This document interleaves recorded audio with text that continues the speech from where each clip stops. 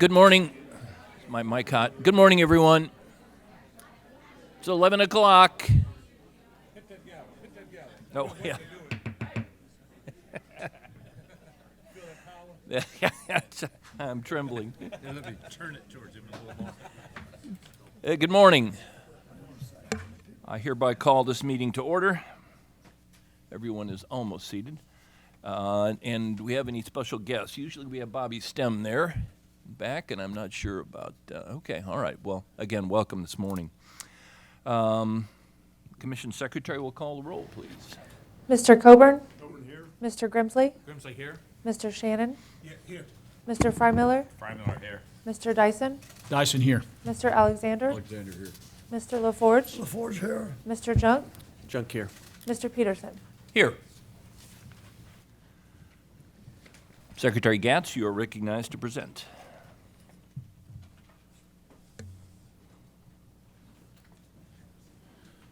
Mr. Chairman, Commissioners, good morning. Want to make some recognition this morning with Keep America Beautiful and our partnership that we have with Keep Oklahoma Beautiful that translates for the 8th consecutive year to this award. It's a state agency partnership award, and that was recognition we received at the National Keep America Beautiful award ceremony in Washington, D.C.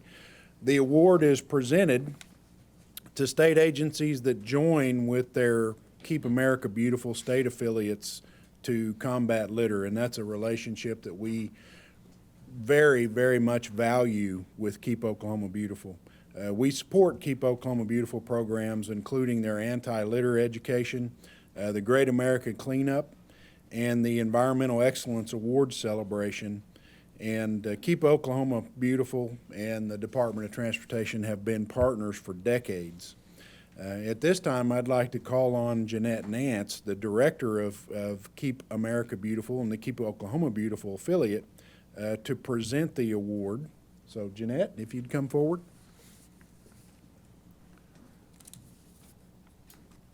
Mr. Chairman and Commission, thank you all for the opportunity to once again be here to tell you all how exciting it is that each year Keep America Beautiful recognizes the Department of Transportation and the state of Oklahoma for accomplishing 100% county participation in the Great American Cleanup.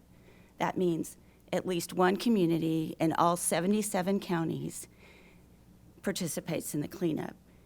And that accomplishes miles and miles of roads. In 2022, volunteers with free supplies cleared as many miles of road as it is from Oklahoma City to Delaware. That's a lot of roads. And if we're doing it with volunteers with free supplies, it's saving government worker dollars. So we appreciate the partnership. We could not accomplish 77 counties without the participation of the Department of Transportation and all of the county offices. In fact, I just found out this morning that we accomplished for 2023, 77 counties. And the last registering group was a volunteer group out of the ODOT Beaver County office. So thank you all.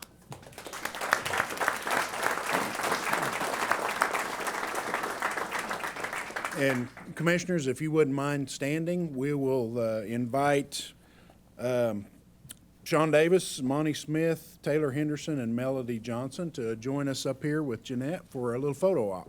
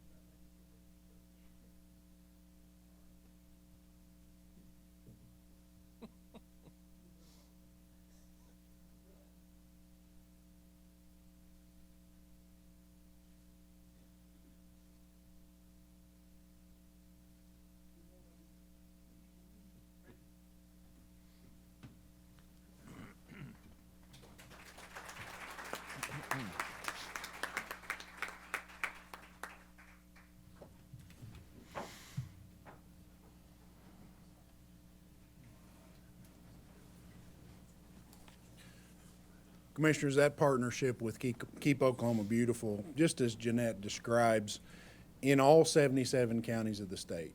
And without hesitation, I can tell you that their efforts and our participation in helping them just a little bit makes millions of dollars of difference on roadside litter cleanup. And for that, we're grateful, and it's a partnership, again, that's gone on for decades that we really value, and we know it yields results. So, Jeanette, thank you for the opportunity to be a part of that, and congratulations to everybody involved in the award. Also, at this time, I want to talk a little bit about national recognition that we received for our monarch conservation efforts. And I'm going to ask Sean Davis to come up and make this presentation. So, Sean?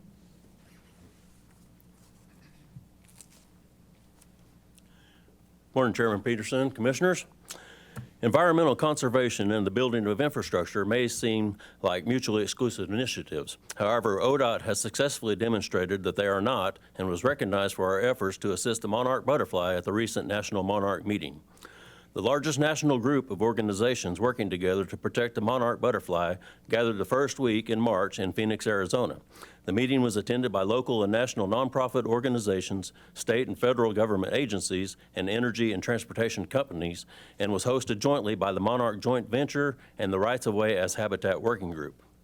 During the awards ceremony, ODOT received recognition from the U.S. Fish and Wildlife Service for the department's early adoption of the Monarch Candidate Conservation Agreement with Assurances, or CCAA. Additionally, ODOT was one of only 2 DOTs in the nation to receive an Outside the Box award. This award recognizes the department's innovation and implementation of the Monarch CCAA program. Outside the Box could not be a more fitting award given to the Oklahoma standard that ODOT personnel display every day when performing their duties with resourcefulness and commitment. While the environmental team led the way in terms of what the Monarch needs are within our right-of-way, it was our maintenance personnel and our district engineers who implemented the practices necessary for the program to be a success. District 6 personnel, in particular, exceeded expectations. Their contributions accounted for almost half of the total state-adopted acres contributed during the second year of the Monarch CCAA implementation. We are proud that this example of collaboration within our agency has been recognized on a national level, and I'm confident that we will have future successes to report to this commission. At this time, we'd like to recognize 2 of ODOT's biologists, Von Seal Harmon and Kate Taylor, along with District 6 personnel, and present the honors on behalf of ODOT. And at this time, I would ask those individuals, along with ODOT Environmental, Joe Bruchet and Amber McIntyre, to come forward for recognition.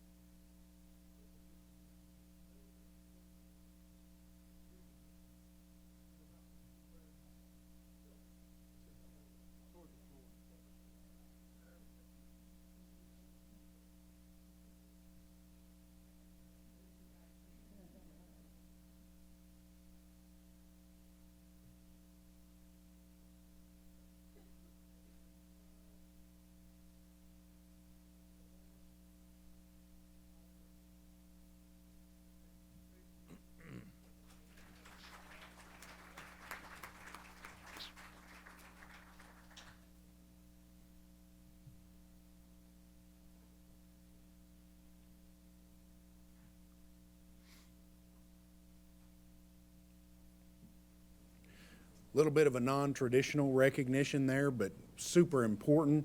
And congratulations to the team to really embrace something like that that's, again, a little bit non-traditional for the DOT to be involved in, and then to make it as successful as Oklahoma has. Really appreciate their efforts, and congratulations to the team. Mr. Chairman, if I might, at this point, I would like to call on Rick Johnson to make an introduction.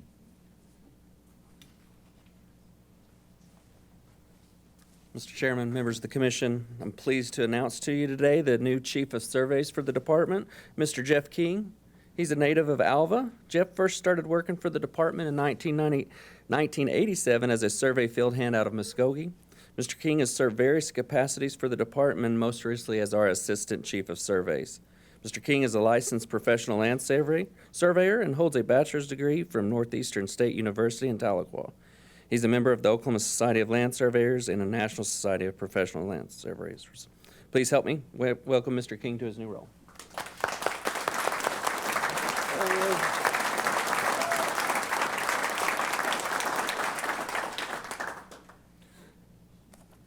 And Mr. Chairman, one more. I'd like to recognize Shelley Hilmus to make an introduction at this point. So Shelley?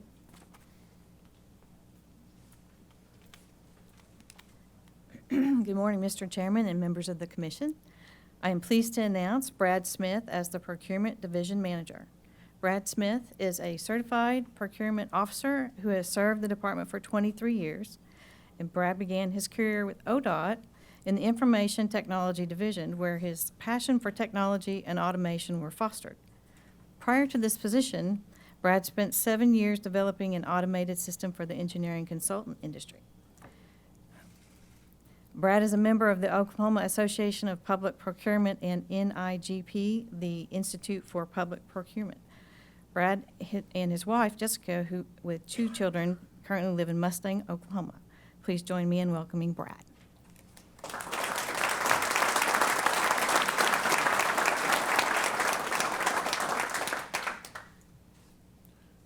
Thank you, Mr. Chairman, and welcome to the leadership team, to Jeff and Brad, and look forward to all the good things they're going to accomplish. Thank you, Commissioners. Thank you. And apologies to Mike Patterson. I missed you. Usually sit over here, so I missed you over there. But former Secretary of Transportation Mike Patterson, thank you for being with us today.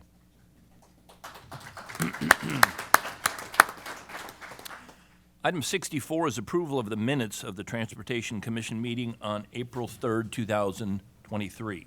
Do I have a motion for approval of item 64? So moved, Grimsley. Do I have a second? Second, Dyson. Dyson. All right, any discussion? Okay, Secretary, please call the roll. Mr. Coburn? Coburn, yes. Mr. Grimsley? Grimsley, yes. Mr. Shannon? Yes.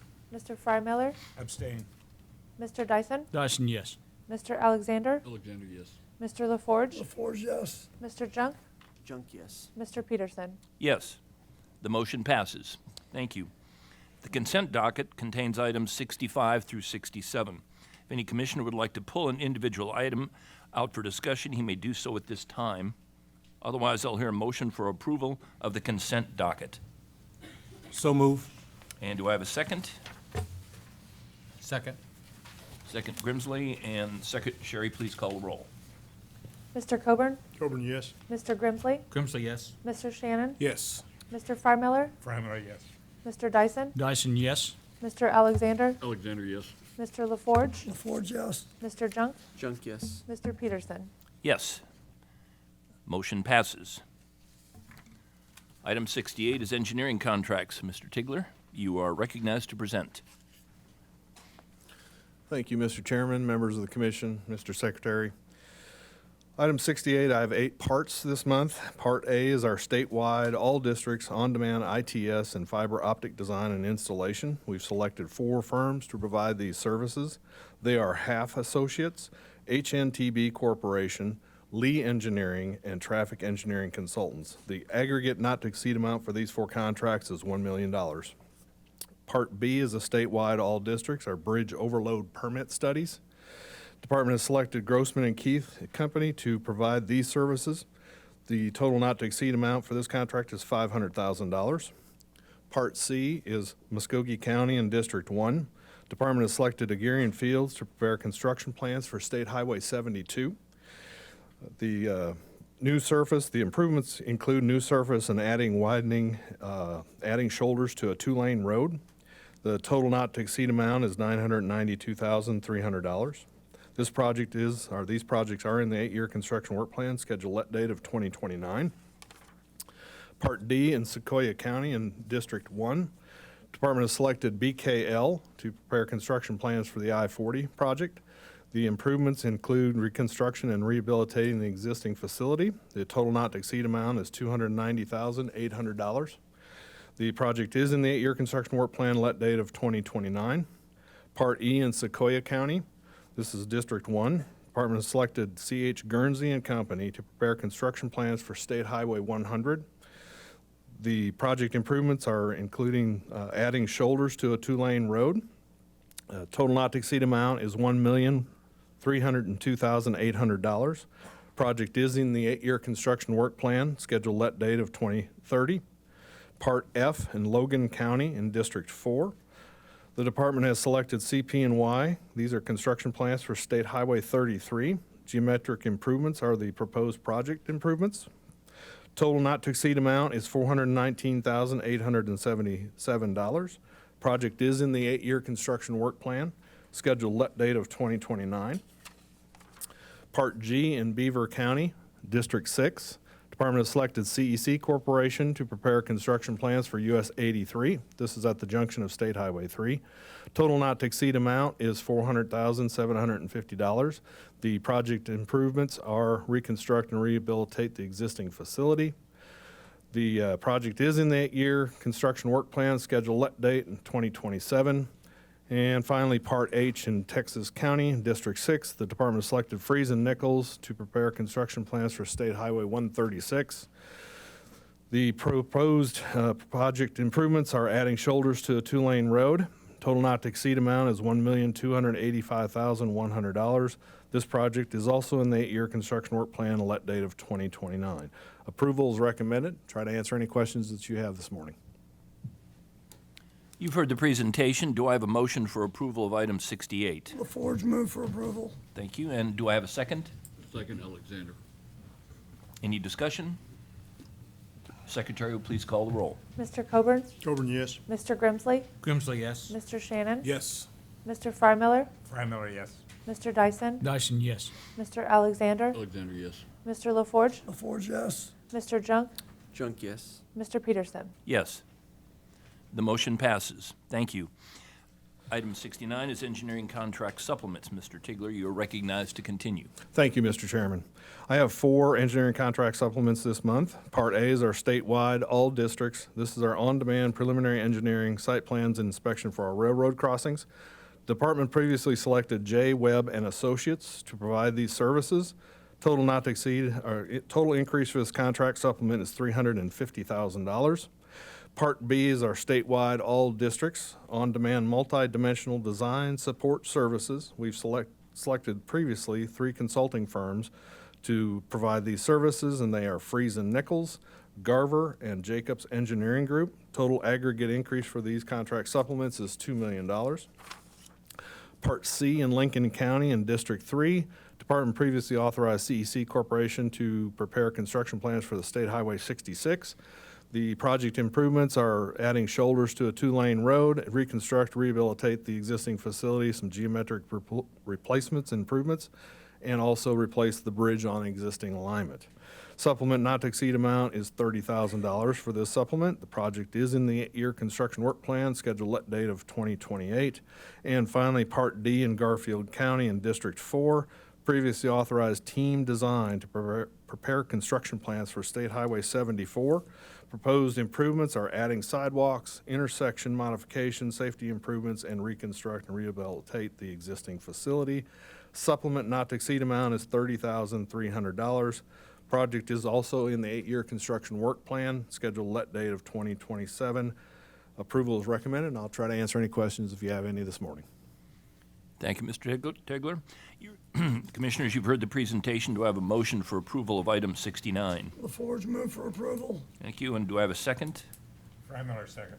Thank you. Any discussion? All right, Secretary, please call the roll. Mr. Coburn?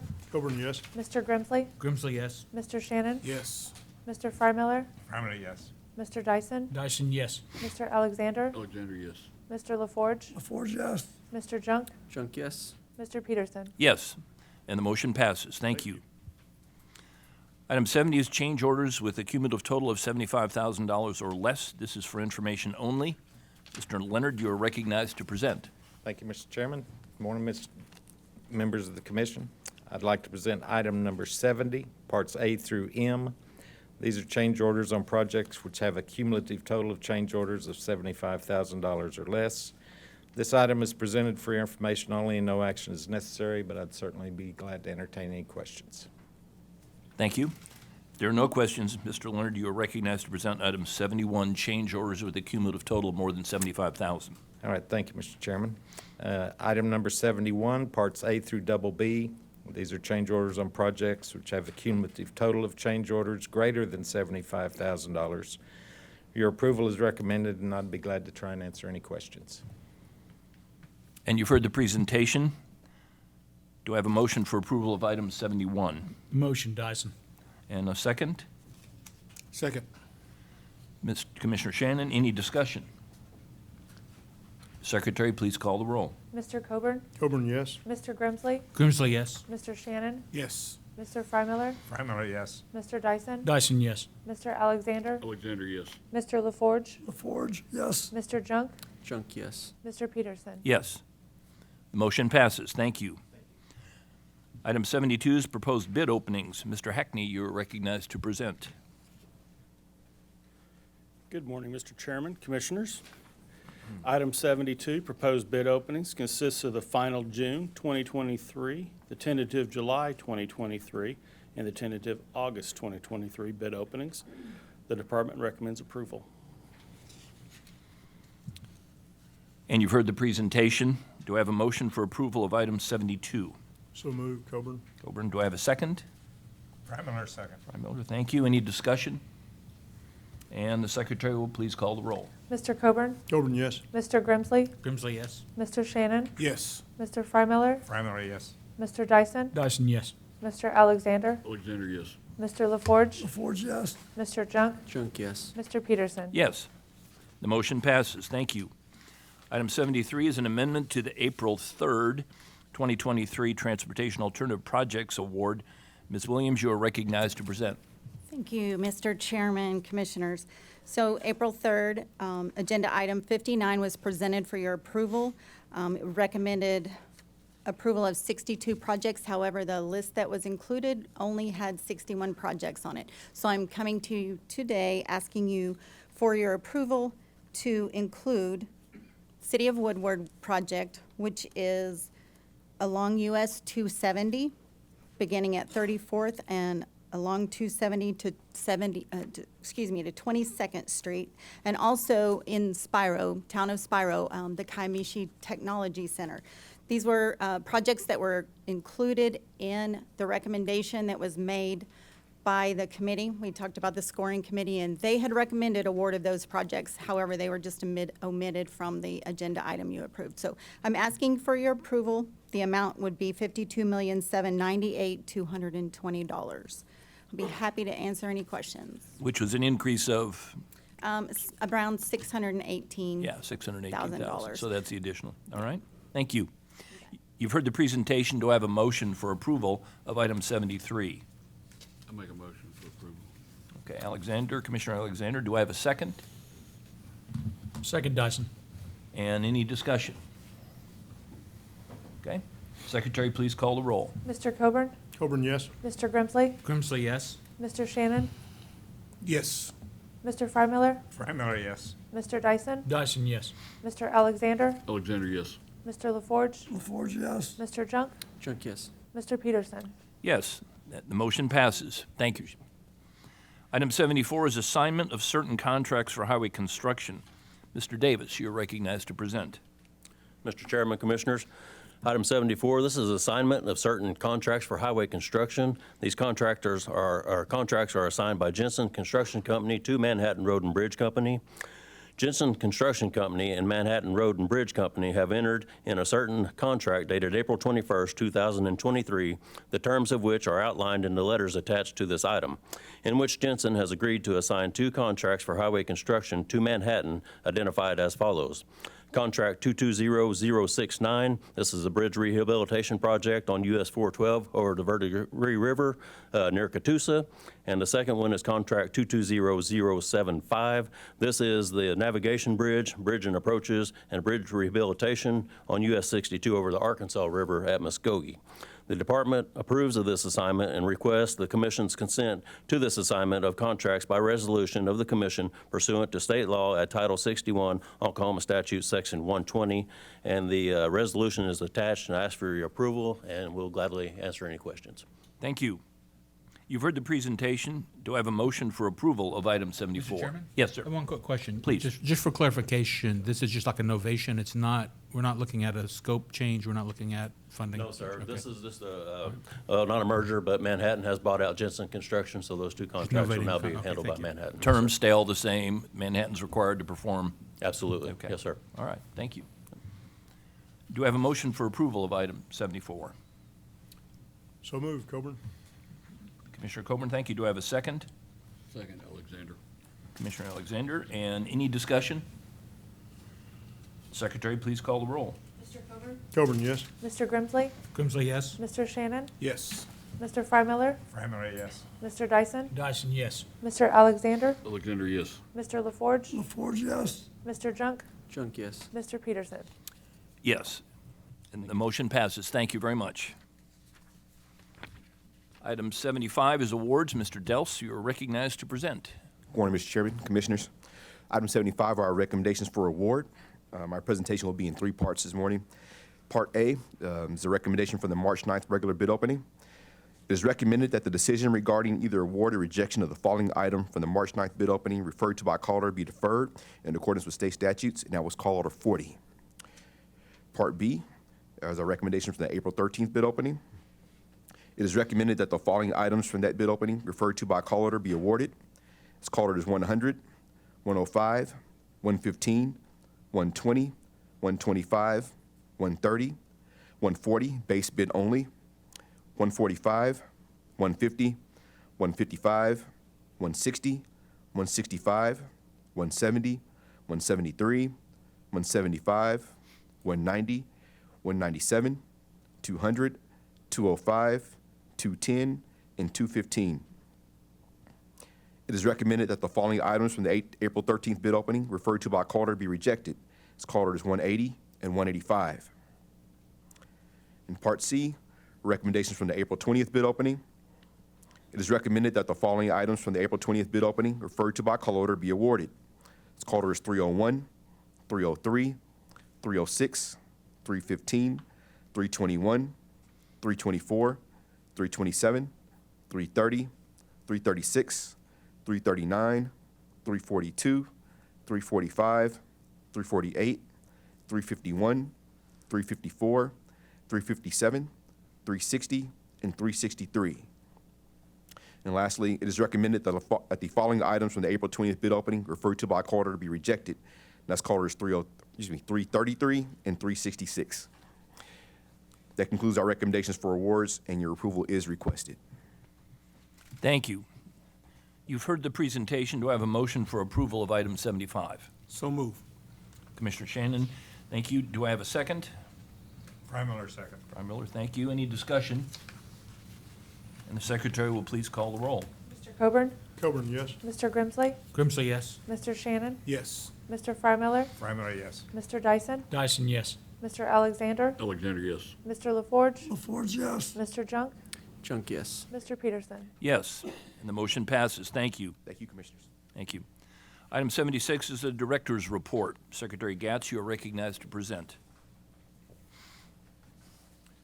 Thank you, Mr. Chairman, Commissioners. I want to start out this morning by talking a little bit about the Interstate 35 corridor between the Oklahoma City metropolitan area and the Red River. Recently, we had a particularly disheartening collision down in a construction work zone at Wynnewood, and that collision spurred some conversation between Commissioner Shannon and myself about the I-35 corridor. And the focus of that conversation was really on the fact that it's extremely challenging to improve the I-35 corridor now and put anything under construction, along with the existing conditions we see out there and what the future conditions are going to develop into. And That conversation led to a little bit of discussion about who we have working in the corridor right now. Our design teams, along with several consulting engineers, are looking at the Interstate 35 corridor and are assessing conditions, developing plans. We've got several ongoing and planned projects in the area. And Commissioner Shannon recommended that we may want to form a review committee that would take a look at the I-35 corridor overall and bring back a little bit more of a succinct report and summary on what we're doing in the corridor, what's planned, probably even more importantly, what we're not doing in the corridor because of maybe resource deficiencies, but what needs to be done. And that conversation led us to a thought that Commissioner Shannon could chair that committee. Also, I've asked Commissioner LaForge in District 7 to participate in that activity, along with Commissioner Junk in his at-large role to participate in that committee. The committee would be supported by Chief Engineer Brian Taylor and the resources that he has available to him. And this effort, I think, we could probably put together and wrap up within about 90 days. But we'll have an organizational meeting. And this is informational for the commission. It's certainly an opportunity to hear Commissioner Shannon's concerns. But I support the effort wholeheartedly. I think, again, there's been a tremendous amount of focus put on I-35. I think the challenges we have ahead of us, not just in the 35 corridor necessarily, but on our interstate system, with the traffic volumes that we're seeing develop and the construction needs that are out there. You'll hear me talk a little bit more about some of the construction activities that are going on across the state that the traveling public is going to need to be mindful of, not just in the 35 corridor, but all across the state of Oklahoma. So I wanted to let the commission know that we're going to engage that. We will bring the summary results and the findings back to the commission for your information. And certainly, again, wanted to give Commissioner Shannon the opportunity to talk with the commission and me a little bit about what his desires are. So. Thank you, Mr. Secretary. As you all know, as has already been well stated, this is a major corridor for our state, and not only for commerce and but also for recreation. And certainly, as we look at the numbers, we see there are a lot more fatalities and wrecks happening, and construction is a big part of that and contributor. And for me, I've had, it's also anecdotal. I mean, I drive it quite a bit. My family and I going back and forth down south. Every time we've gone, there've been, hour, 2-hour waits. And I've had others call as well with similar concerns. And so for me, this is just a way for us to, because I think there's going to come a reckoning where we're going to have to do a much more in-depth job of alerting the public of what the true needs are along our system, has already been said by the Secretary. I know that the team at ODOT, they've been, waving the white flag for a long time about not just resources, but just a mere focus. And obviously, with a lot of the attention right now being on, the Governor's Fell Turnpike issue, I think there's an opportunity now for us to really focus on, this major corridor for our state that is, I think, moving forward, going to yield results for generations if we do it right. So that's my pitch. Yeah, thank you, Commissioner Shannon, and the involvement of the other commissioners. I think we have a situation there that's will take a long time to address and is being addressed, but appreciate your interest there. Quickly, Please. I think the elephant in the room is that we have this massive growth going on just south of the border. I mean, the Dallas-Fort Worth population is bigger than the entire population of Oklahoma and Arkansas put together, and it's one of the fastest growing in the country. We're experiencing problems on 69, and literally every highway in my district that crosses the Red River is having problems right now. I think it's moving north. We can't ignore it. And Commissioner, I agree wholeheartedly. I think the I-35 corridor is not unique. I think it is probably just the nature of it. It's always been identified as a trade corridor. It carries an increasing amount of traffic, And it is going to take all of the attention, focused resources, and a strategy. And you know what the Turnpike is trying to accomplish is just part of that. That's reliever route as you get into the metropolitan area. And again, the progress that has to be made there is real, but that's not the limit of it. It's the entire corridor all the way to the Red River. You gentlemen have heard me talk about the investment level that the state of Texas is making. Jay in District 7 is completing a project down at the line that's just in advance of a $100+ million effort to replace some bridges down there. And but that's only part of a $2.5 billion estimate that Texas has in their unified plan to do work to 6 and 8 lanes on I-35 from the I-35 east-west split south of Denton all the way to the river. That's an indication of exactly what Commissioner Grimsley is recognizing. The growth level that they're experiencing down there is not going to stop at the Red River. It's going to come north, and we have to figure out ways to manage it. And I think just an overview of the 35 corridor in particular, and again, I commend Commissioner Shannon for his request, and we really look forward to working to, and I think the important thing is we have so much work going on that's trying to anticipate those needs right now in the corridor. It's going to be voluminous and not real focused, and I think by doing this review, I think we can summarize that activity and talk about the needs down there and what we see developing in something that's a little bit more understandable. So again, I think that's what we're going to get about, and look forward working with the commissioner and the team to advance that initiative. And I'd stand for any other questions that the commission may have. Yeah, thank you. Okay. Certainly agree. Yeah. Thank you, Commissioner, and thank you, Commissioner Shannon, for, again, starting that dialogue and again, putting something in motion that I think can be meaningful for not just us, but for the public. Also, staying in the vein of safety, the Department of Transportation, Turnpike Authority, and Public Safety always encourages motorists to follow standard safety protocols. And this time of year especially focus on motorcycles to help everyone make it home safe and to make Oklahoma safe. Warmer temperatures are going to mean more motorcycle enthusiasts and vehicles on the road. Ultimately, safe driving and riding practices and cooperation from all road users will help reduce the number of fatalities and injuries on our state highways as we see those two-wheeled motorcyclists ramp up this spring. A great way for riders to get up to speed on motorcycle safety is through the Safe Riders course that we work together with the Highway Patrol on. And it's a great course that addresses numerous safety techniques that help keep riders and other motorists safe on our highways. The department has a really direct connection with that safety program through Sherry Riddle.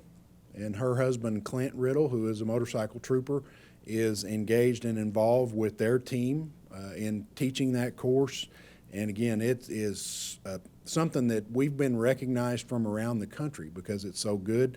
We get many favorable comments about that motorcycle safety course, and anybody that's riding a motorcycle needs to go through that course if you haven't.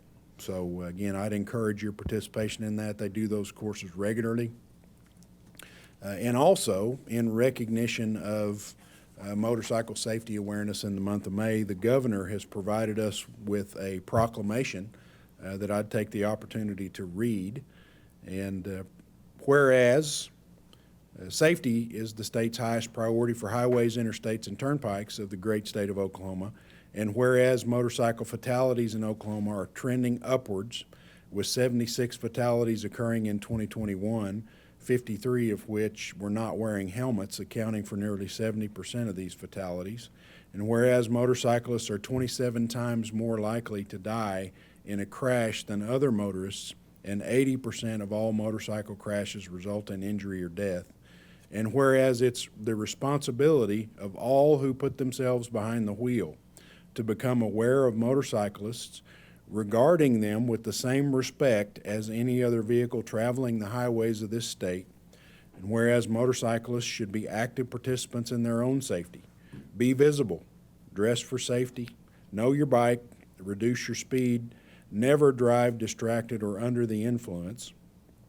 And whereas motorcycle riding is a popular form of transportation and recreation for more than 180,000 people across the state and millions across the nation. And whereas the Oklahoma Department of Transportation, the Oklahoma Turnpike Authority, and the Oklahoma Department of Public Safety encourage all motorists to follow standard safety protocol, especially around motorcyclists. And whereas all roadway users should unite in sharing the safe roadways of Oklahoma throughout the state. And now, therefore, I, J. Kevin Stitt, Governor of the State of Oklahoma, do hereby proclaim May 1 through May 31 as Motorcycle Safety Awareness Month in the state of Oklahoma. And again, we know we're going to see the numbers increase out on our highways, and we always want to take this opportunity in the month of May to remind the traveling public to be on the lookout for our two-wheeled partners out there on the road and be on the lookout. So, Commissioner, appreciate that. A couple of things that were approved this morning that I think it's worth drawing attention to. Wrong way countermeasures on I-35 to Oklahoma City, from Oklahoma City to the Texas line. This is the fourth phase of our pilot program that's installing wrong way detection systems along I-40 and I-35. $4.5 million in federal safety funds are going towards this initiative, and that is a initiative that is involving raised pavement markers, wrong way signage, updated signing and striping, among other actions. And again, this is part of our effort to focus on problematic interchange locations that we've identified and introduce new countermeasures to try to make absolutely sure that nobody makes the mistake of going the wrong direction on our interstate main lines from those interchange locations. This will not prevent every wrong way accident, but it provides just a little bit higher level of attention at locations that need it. So again, I commend our team and believe that this is a really good initiative. Striping and rumble strip projects were also approved this morning. We had work in all 8 districts that was consolidated in a single approval. That's an investment of $7 million in federal safety funds and will cover nearly 350 miles. Always this time of year, we try to get after our stripe. One of the biggest complaints I hear from folks that I encounter is that our stripe needs work. And those complaints typically materialize between February and May when we're coming out of a wintertime where we've had to manage snow and ice, and snow plows are particularly hard on our striping. So good to get that refreshed. That effort will be joined by our field district engineers with some of their own operations and contracting efforts to refresh the stripe. And we'll have a lot of work going on out there related to striping. And that's becoming increasingly important, not just with visibility, you know, whether it's dry weather, wet weather, day or night, but also with some of the advanced vehicular technologies, because they key off of that stripe for lane departure. And again, it just adds an exclamation point on the need for us to do everything we can to invest on keeping that stripe as good as we can. Also want to recognize our county partners, especially in Circuit Engineering District 8, and recognize them in their pursuit and successful pursuit of a discretionary grant to the tune of $11.5 million from the Infrastructure Investment and Jobs Act that was part of the Bridge Improvement Program dollars. And that $11.5 million will replace 7 bridges in Oklahoma, benefiting economic growth, mobility, and accessibility. And I think the focus there is these are CIRB projects, County Improvements for Roads and Bridges, that are already in that program. But that state of readiness and their recognition of that state of readiness and then their pursuit of this grant opportunity, what that results in is that it will allow them, just as it does us, to move other projects forward faster. So that's what discretionary funds are all about. Kudos to the county and congratulations on their receipt of this. Circuit Engineering District 8 is in the north and northwest section of the state. So Commissioner Alexander, I know there are several counties up there in District 6 and also in District 4 that'll benefit from some of these dollars. So congratulations to the Circuit Engineering District 8, and they're having the foresight to go after these dollars. Commissioners, you may recall last March to be exact, we asked you for approval to progress a request to AASHTO for a U.S. bicycle route designation along Route 66. AASHTO approved that request in May of last year. The historic route is a mixture of Oklahoma roadways, including state highways, also city streets and county roads. Signs are going to be installed along city streets and county roads that will designate that bike route. Tuesday, May the 23rd at 9 a.m., we will officially unveil the first Route 66 bicycle route sign in Tulsa. Lieutenant Governor Matt Pinnell and Mayor Bynum will join us for that event in Tulsa. And again, that'll be the first Route 66 bike route sign that goes up with a goal of signing that corridor appropriately as we progress towards the centennial celebration in 2026. So again, I very much appreciate your support for the route designation, and this is the start of us actually putting that designation onto the route and ceremoniously recognizing it in signage. I want to touch base on a few up-and-coming projects that are going to prove to continue to be challenging to the traveling public with work zones. Kind of staying with that work zone awareness theme from April. As we progress through the summer, I'll try to highlight a few projects that we know are going to be problematic.